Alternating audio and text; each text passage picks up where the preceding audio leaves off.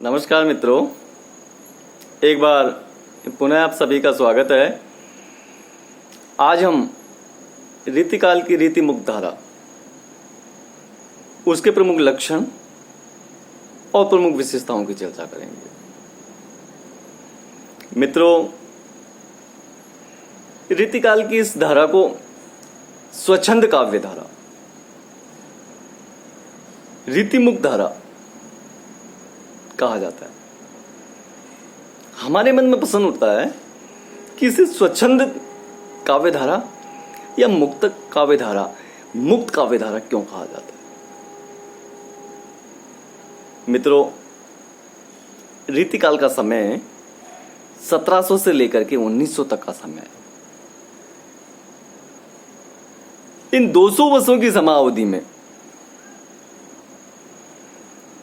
3 धाराएं चलती रही। इन 3 धाराओं में रीति सिद्ध काव्य धारा, रीतिबद्ध काव्य धारा और रीति मुक्त काव्य धारा, जिसकी हम आज चर्चा करें। अब हमारे सामने प्रश्न ये उठता है कि रीतिबद्ध और रीति मुक्त क्या दोनों एक ही धारा है या दोनों अलग अलग हैं? अलग अलग है तो दोनों में क्या अंतर है? मित्रों, जैसे नाम से ही स्पष्ट हो रहा है, रीतिबद्ध, रीति की परंपरा से बंधी हुई वह धारा जो रीति परंपरा के अनुसार चली, रीतिबद्ध कहलाई। और इसके अलावा जो दूसरी धारा है वो रीति मुक्त है। वह काव्य परंपरा, वह काव्य धारा जिसने रीति की परंपरा का पालन नहीं किया, मुक्त होकर के स्वच्छंद रूप से काव्य रचना करते चले, रीति मुक्त काव्य धारा। प्रश्न ये उठता है कि कौन सी परंपराएं थी जिनको इन कवियों ने नहीं अपनाया, जिनका इन कवियों ने पालन नहीं किया। तो मित्रों, काव्य लक्षण, काव्य हेतु, उनके उदाहरण देते चलना, शब्द शक्ति, काव्य दोष, गुण, श्रृंगार निरूपण, नायक नायिका भेद, ये जो परंपराएं चले आ रही थी, इनसे अलग हट करके एक अलग लीक पर कविता का निर्माण करते चले, अपने हृदय की अनुभूतियों को प्रकट करते चले, प्रेम की निश्चल अभिव्यक्ति करते चले और स्वच्छंद होकर के, मुक्त होकर के जिन कवियों ने काव्य रचना की, वे कवि रीति मुक्त कवि कहलाए। इस स्वच्छंद काव्य धारा के कवियों ने रीति की परंपरा को स्वीकार नहीं किया, उन्होंने रीति के बंधन को स्वीकार नहीं किया, न ही किसी प्रकार कोई लक्षण ग्रंथों की रचना की। उन्होंने स्वच्छंद होकर के अपनी भावानुकूल, अपने प्रेम की अनुभूति को अपने काव्य के विषय बनाया और रचना की। तो इस प्रकार कहा जा सकता है कि रीति मुक्त कवि स्वच्छंद प्रवृत्ति के कवि थे। अब हम ये जानते हैं कि स्वच्छंदतावादी कविता होती क्या है। स्वच्छंदतावादी कविता किसे कहा जाता है? स्वच्छंदतावादी कविता से क्या तात्पर्य है? तो पाश्चात्य विद्वान और भारतीय विद्वान दोनों ने ही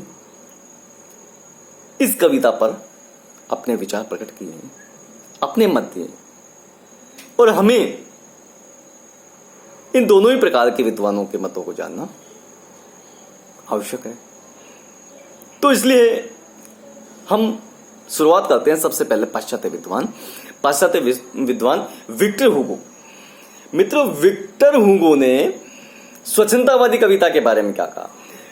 उन्होंने कहा कि ऐसा काव्य जो रूढ़ियों से मुक्त होता है, किसी भी प्रकार की रूढ़ियों से बंधा हुआ नहीं होता है, वो मुक्त काव्य स्वच्छंदवादी कविता कहलाती है। तो उनकी इस मत से, उनके इस विचार से ये स्पष्ट हो जाता है कि जो स्वच्छंदवादी काव्य है, स्वतंत्रतावादी कविता है या रीतिमुक्त कविता है, वो किसी भी रूढ़ि में बंधी हुई नहीं है, किसी भी परंपरा में बंधी हुई नहीं है। एक दूसरे पाश्चात्य विद्वान, उन्होंने क्या कहा है, टंडन, उन्होंने कहा है स्वतंत्रतावादी काव्य में चमत्कार और अनुभूति की प्रधानता होती है। तो उनकी इस विचारधारा से, उनके इस मत से यह सिद्ध होता है कि इस प्रकार के काव्य में अनुभूति का महत्वपूर्ण योगदान रहता है। हम भारतीय विद्वानों की ओर चलते हैं, आचार्य शुक्ल को ले सकते हैं, हृदय प्रसाद द्विवेदी को ले सकते हैं, मनोहरलाल गौड़ को ले सकते हैं। इन तीनों ही विद्वानों ने स्वतंत्रतावादी कविता पर या रीतिकाल की स्वतंत्रतावादी प्रवृत्ति पर अपने अपने मत दिए। तो हम सबसे पहले चर्चा करते हैं आचार्य रामचंद्र शुक्ल की। मित्रों, आचार्य रामचंद्र शुक्ल ने कहा, उन्होंने क्या कहा कि स्वतंत्रतावादी कविता में प्रकृति का मुक्त रूप और जीवन का सहज रूप बड़ी ही सरलता के साथ प्रकट किया है। इन प्रवृत्तियों के कारण ही इसे स्वतंत्रतावादी या मुक्त कविता कहते हैं। हृदय प्रसाद द्विवेदी जी ने कहा है कि स्वच्छंदतावादी कविता में कल्पना की और भावावेग की प्रधानता है। इन कवियों ने कल्पना का सहारा लेकर के अपने भावों को अभिव्यक्त किया है, स्वतंत्र रूप से अभिव्यक्ति दिए। हृदय प्रसाद द्विवेदी जी के अलावा अगर हम मनोहरलाल गौड़ की विचारधारा या उनके मत की चर्चा करते हैं तो उन्होंने कहा है कि स्वच्छंदतावादी काव्य में अभिनवत्ववाद एवं ताजगी होती है। कहने का तात्पर्य उन्होंने ये कहा है कि इस प्रकार की प्रवृत्ति में नई ताजगी और नवीनता का समावेश होता है, क्योंकि ये सब समवर्ती जीवन से प्रभावित होता है। तो मित्रों, हमने कुछ पाश्चात्य विद्वान, कुछ भारतीय विद्वानों के विचारों का अध्ययन किया। इसके उपरांत हम चलते हैं कि स्वच्छंदतावादी जो प्रवृत्ति है, ये तो मान लिया कि रीति के बंधन से मुक्त होकर के भावावेग से प्रभावित होकर अपनी अनुभूतियों को प्रकट करना ही स्वच्छंदतावादी प्रवृत्ति के अंतर्गत आता है। परंतु इसके क्या लक्षण होते हैं, ये हमारे लिए जानना आवश्यक होता है। तो हम मित्रों सबसे पहले चर्चा में लेंगे इसके प्रमुख लक्षणों को। तो अब हम चर्चा करते हैं। तो सबसे पहला लक्षण है, स्वच्छंदतावादी कवि अंतर्मुखी प्रवृत्ति के कवि होते हैं। इन कवियों ने अपने आप को देखा है, अपने आप को परखा है और अपने आप की अनुभूति को अपनी रचनाओं में अभिव्यक्ति दी है। दूसरी विशेषता के रूप में यह लिया जा सकता है, इन कवियों ने इंद्रियानुभूति को महत्व नहीं दिया है। इन कवियों ने अपनी रचनाओं में हृदयानुभूति को महत्व दिया है, अपने हृदय पक्ष को प्रधानता दी है, अपने हृदय को, अपने मन को महत्व दिया है और अपने हृदय के कोमल भाव प्रेम की अभिव्यक्ति अपनी रचनाओं में किए। या यो कहा जा सकता है, इन कवियों ने अपने जीवन में जो पाया, जो भोगा, जो अनुभव किया है, वो यहां अभिव्यक्त किया है, वह भी स्वतंत्र रूप से अभिव्यक्ति दी है। रीति मुक्त स्वच्छंद काव्य धारा की कविता में भावावेग की प्रबलता होती है, भावनाओं का उच्छल प्रभाव होता है, तीव्र अनुभूति के साथ तीव्र भावावेग का समावेश होता है और उन भावनाओं को इन रचनाओं के माध्यम से अभिव्यक्ति दी जाती है। अगली विशेषता के रूप में, अगले लक्षण के रूप में अगर देखा जाए तो ये ले सकते हैं इस प्रकार की रचनाएं, इस प्रकार की कविताएं आत्मपरक होती है। इन कविताओं में आत्म तत्व की प्रधानता होती है और ये कविताएं व्यक्तिपरक होती हैं, क्योंकि अपने आप में ने जो भोगा, अपने आप ने जो देखा, जीवन में जो घटित हुआ, उसकी अभिव्यक्ति देते हुए, अभिव्यक्त करते हुए कवि आगे बढ़ते गए और अपनी रचनाओं में अपनी ही अनुभूति को, आप घनानंद को लीजिए, घनानंद सुजान से प्रेम करते थे। सुजान ने जिस तरह की उनके साथ बेअदबी की और उनको धोखा दिया, उन धोखा से वो व्यथित हुए, दुखी हुए और उससे प्रभावित होकर के उन्होंने पूरी की पूरी रचनाएं कर डाली। वो रचनाएं हम आगे पढ़ेंगे।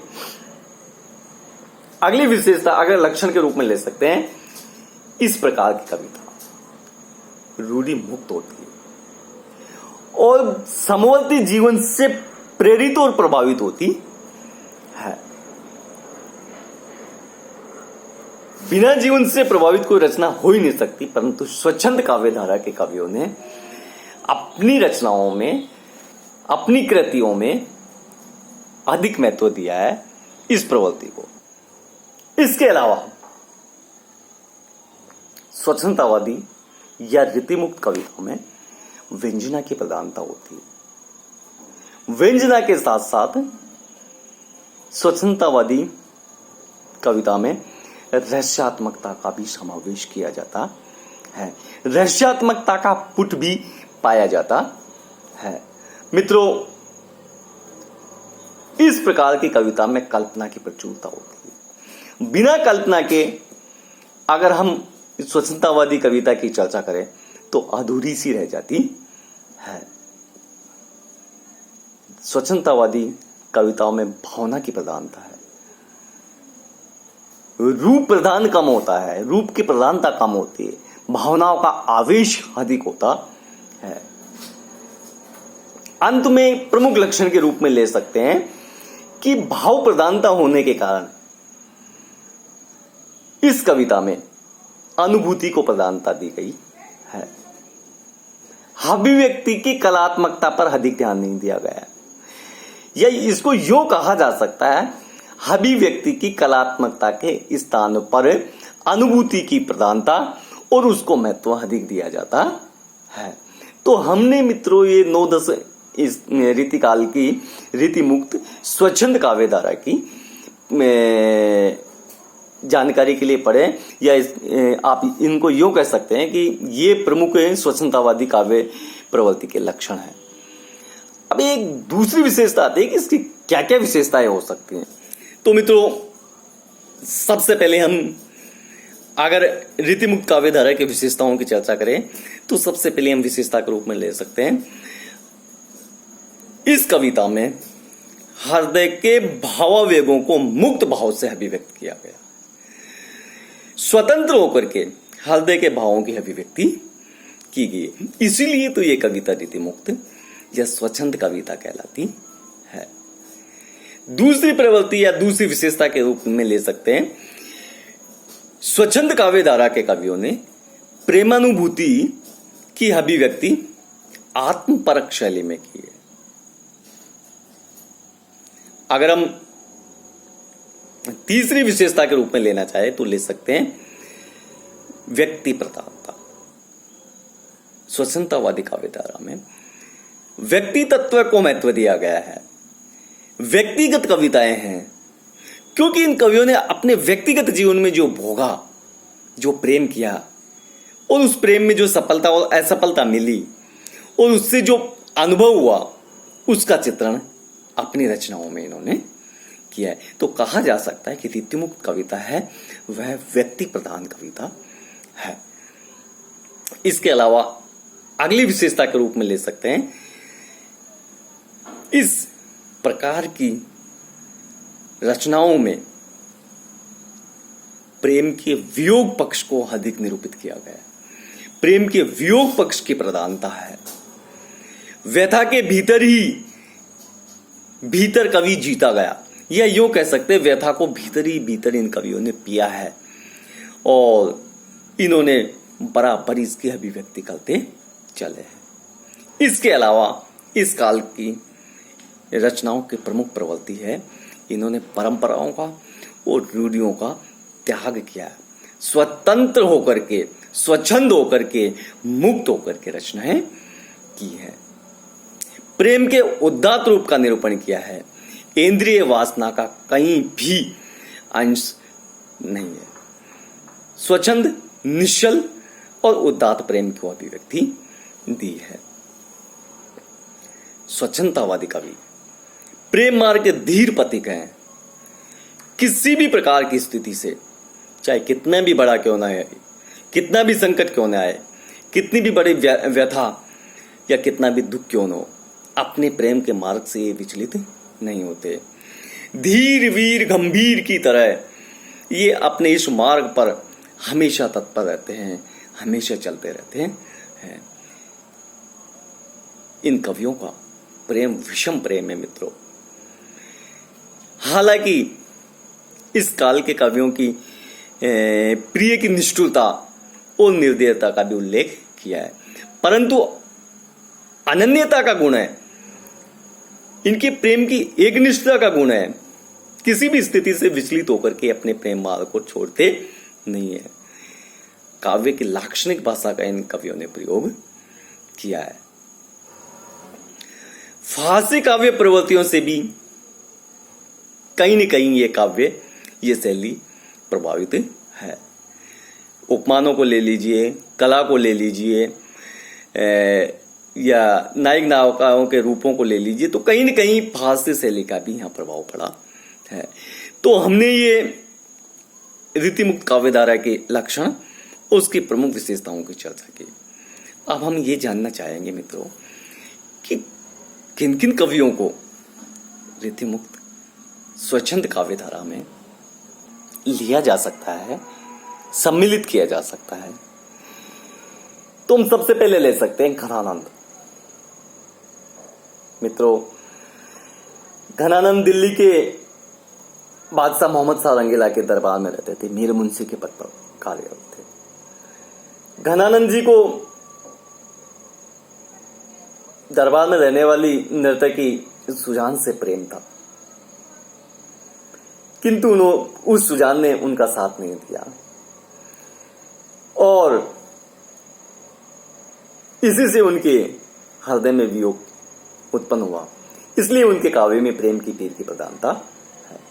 अगर इनकी रचनाओं की हम बात करें तो वियोग वेली, प्रीति पावस, प्रेम पत्रिका, इश्क लता, प्रेम पहली, घनानंद कवित, सुजान विनोद आदि रचनाओं को ले सकते हैं। दूसरे कवि के रूप में मित्रों बोधा को लेते हैं। इनके दो प्रमुख ग्रंथ हैं, विरह वारिश और इश्कनामा। तीसरे कवि के रूप में हम ठाकुर को ले सकते हैं। इनकी भी रचनाएं ठाकुर ठसक और ठाकुर शतक। आलम को ले सकते हो। औरंगजेब के पुत्र मुअज्जम के दरबार में आलम रहते थे। शेख नामक रंगरेजिन के प्रेम में ये आशक्त थे। जन्म से ब्राह्मण थे, बाद में शेख के प्रेम में आबद होकर के इन्होंने धर्म परिवर्तन कर लिया था। आलम के लिए इनका प्रमुख ग्रंथ है। मित्रों, दिसदेव को भी आप इस परंपरा में ले सकते हो। महाराजा मानसिंह